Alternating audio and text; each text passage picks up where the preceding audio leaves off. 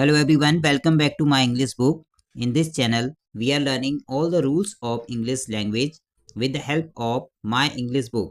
Last videos में हमने pronoun की डेफिनेशन और इसके टाइप्स को सीखा है और आज इस वीडियो में हम प्रोनाउन की एक एक्सरसाइज को कंप्लीट करेंगे। तो सबसे पहले देखते हैं इस एक्सरसाइज में हमें करना क्या है। Choose the correct pronoun from the brackets to complete the sentence. तो इस एक्सरसाइज में हमें 16 सेंटेंस दिए हैं और इसमें ब्रैकेट में हमें प्रोनाउंस दिए हैं और इस ब्रैकेट में जो सही प्रोनाउन है हमें उसको यहाँ से चूज करना है और यहाँ पर फिल करना है।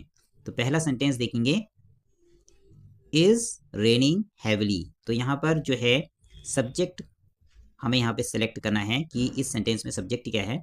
तो यहाँ पर दिया है इट और इट्स। तो यहाँ पर जो है आप भी आइडिया लगाइए, सोचिए कि कौन सा सेंटेंस में कौन सा प्रोनाउन हमें यहाँ पर चूज करना है। तो यहाँ पर हम यूज करेंगे it. It is raining heavily, क्योंकि इट हम इसलिए यूज करेंगे क्योंकि इट जो है वो सब्जेक्ट होता है और इट्स जो होता है वो पजेसिव प्रोनाउन होता है। Now the second sentence, has left her bag in school. तो यहाँ पर जो सब्जेक्ट यहाँ पर ब्रैकेट में प्रोनाउन दिया गया है वो दिया गया है सी और ही। तो हमें यहाँ पर जो सही प्रोनाउन है उसे चूज करना है।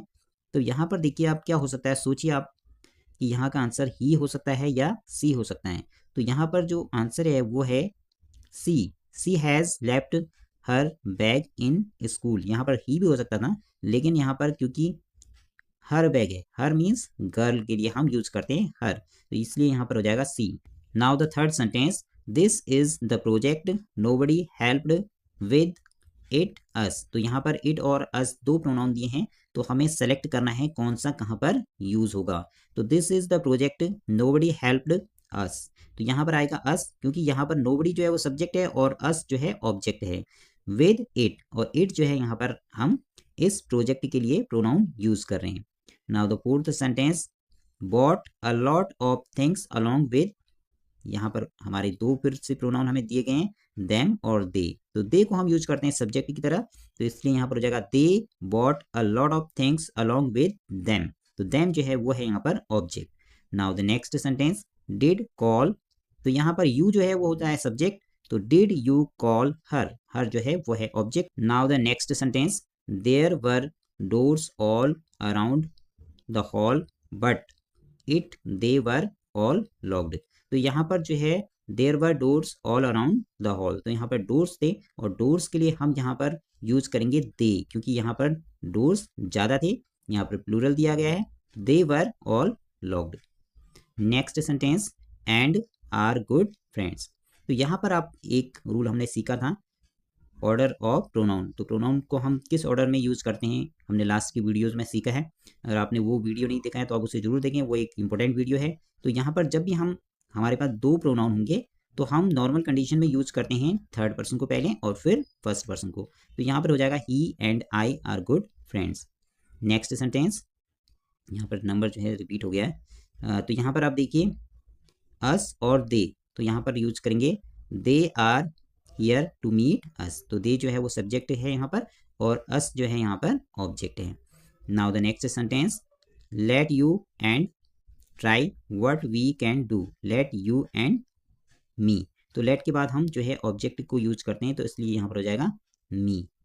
Next sentence, nobody but was present him he. Nobody but he was present. तो ही को हम यहाँ पर सब्जेक्ट की तरह यूज करते हैं।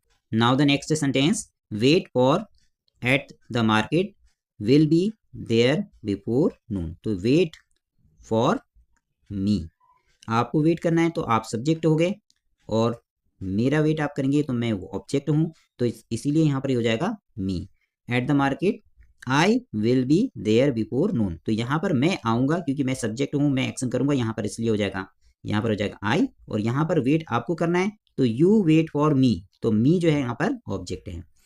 Now the next sentence, the horse fell down and broke it's leg. तो यहाँ पर जो है इट्स, यहाँ पर जो है वो लेग, उसके लेग के लिए हम यहाँ पर यूज करेंगे it's.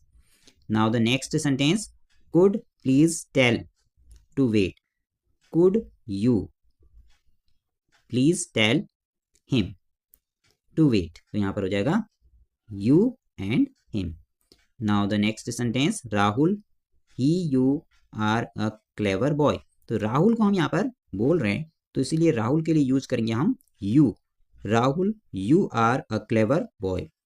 Now the next sentence, said that would visit on his return. तो लास्ट के 2 सेंटेंस का आंसर आप खुद देने की कोशिश करें, सोचें कि इनका आंसर क्या होगा और कमेंट बॉक्स में आंसर लिखें। तो आगे की वीडियोज़ आप देखें, पूरा देखें वीडियोज़ को और इंग्लिश के सारे रूल्स को अच्छी तरह से सीखें।